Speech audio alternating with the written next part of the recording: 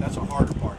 It's closer to us than the landfill is really. Down, you know, we're downwind more, closer to that than the landfill. But we have a lot of events. Last night there were about 550 for Any Baby Can, a local great organization, nonprofit organization. They raised, I don't know, a couple $100,000 for sure for their group. And so we have, I think, 182 events last year we had at the facility. And all events from like yours all the way up to the big galas like we had. We're going to end up, we're going to go look at some animals, we're going to go look at a tree farm, then we're going to go look at the fun part, the composting and recycling and landfill part. And anyway, we're going to end up back here and y'all get some carrots out or some romaine lettuce and y'all get to know Stretch, their Rowdy, awesome. the rhino. Will there be any riders for Rowdy? We need to know that. All right. I'm ready. All right, in the heartbeat. Bob, I have a question for you. How much buffer zone are you required to have by law? You were required to have 50 feet from the border of the landfill, and now it's up to 125 feet. We have about a mile in some parts, but if you run them right, you don't have to have as much as we have, but you certainly need more than 50 feet or 125 feet. Here. It's fairly new to us. Yeah. And you'll see some ostriches. Milk is sweet. It actually really is. Very salty. I saw the giraffe. Yeah, it's salty. The rhino is cool too. Walking tortoise. 15 pounds up to 2,000 pounds, the antelope species. What? Those are These are emu right here. We have emu I don't want to drop your phone. or rays, depending on how you want to pronounce it, from South America. Those are the three. Along, I presume, or do you have to separate any of them? The guys will fight, you know, over girls, and some species will get together in very short spurts, period of time, so they can catch a zebra and rip it. Oh God. So we have a little bit of interaction, but we're very careful about we're changing animals out to keep good bloodlines in them. And if we've got a few different pastures, so we'll move them around to keep them, you know, from being too. Keep mating. Brother, mama, and sister, daddy. Do a large static stockpile composting operation behind this berm. So that berm is built for landscaping and to hide the view, because we want there to be a separation between the composting operation and the animal park we have here.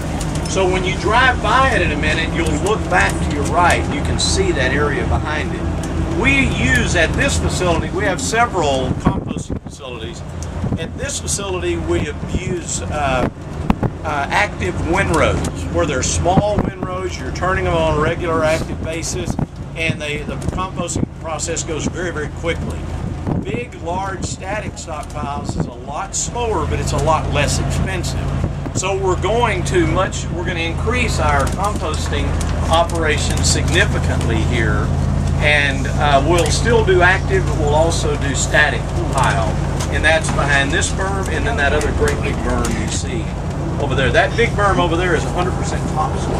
That's a large-scale stockpile from our last excavation. We got into some deep topsoil, which is wonderful. We need topsoil. So we're storing it, we'll landscape it, and we'll do composting behind that and behind this one. So we're slowly coming this way with composting out in front of the land. Yes, ma'am. Do you separate the waste products into compost and recyclables and trash, or do your patrons do that? We do separate. We try as best we can to get the generators to separate it, because that's the most economical way to do it, to actually get the ones who generate the waste.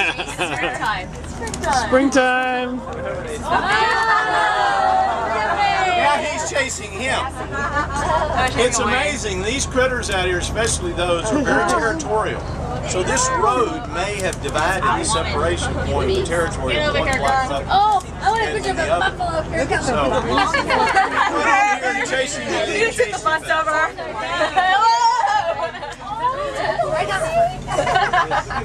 Y'all see the little baby bison in front of the feeder there? Yeah. Yeah.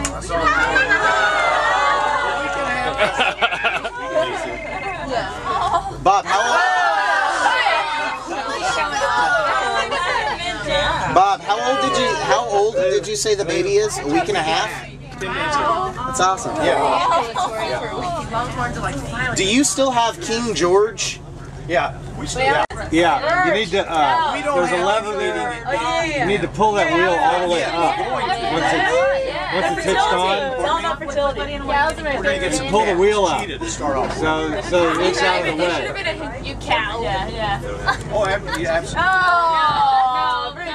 Or turn it the other way. Turn it the other way. What? Thank you.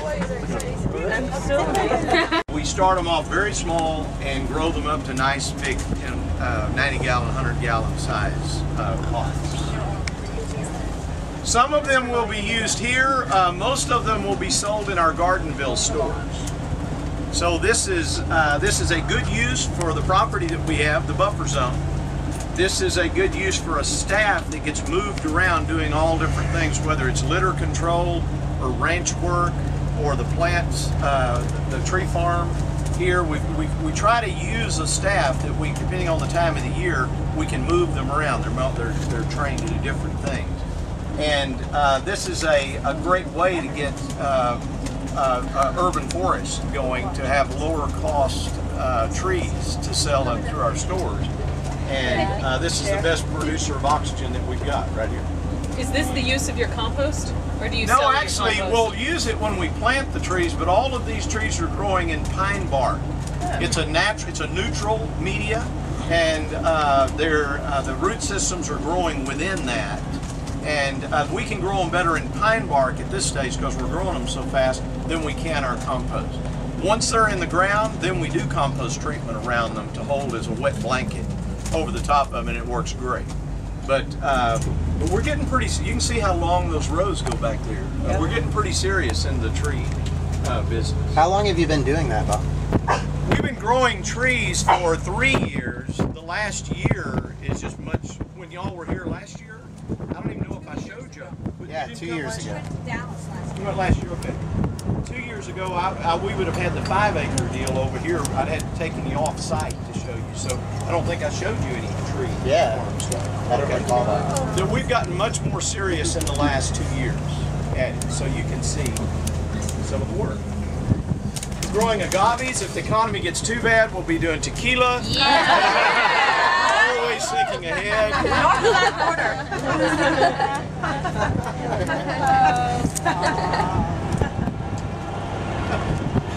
It's true.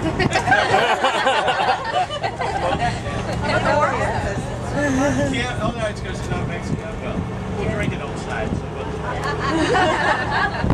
Have to use palm trees for Pardon me. If you look at them, they're real beady eyes, real small eyes. There goes a brand. And they're from India. And some call them swamp bugs. They're in the water. We call them what? Oh, cool. Because they're in the water a lot. Oh, no. Your sporty ones on your left-hand side, these are Dama Gazelle. Oh, wow. The white. They're sparring. They're sparring. There's a woman involved, I'll guarantee you. Who's the man? Nice. Oh, that was a great picture.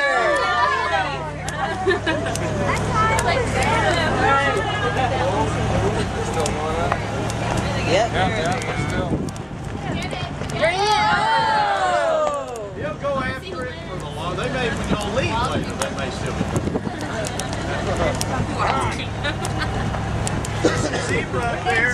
You can see the back side of that area. Oh, there's the zebra. Is that an ibex? Wow. These are scimitar horned oryx. They are another endangered species that we have. They do extremely well here. They don't require much water. It's a desert animal. They can pretty much get the water out of the grass that they eat. But now that they do have water, they're kind of a spot. We've got quite a few of those. Really great horns. Wow.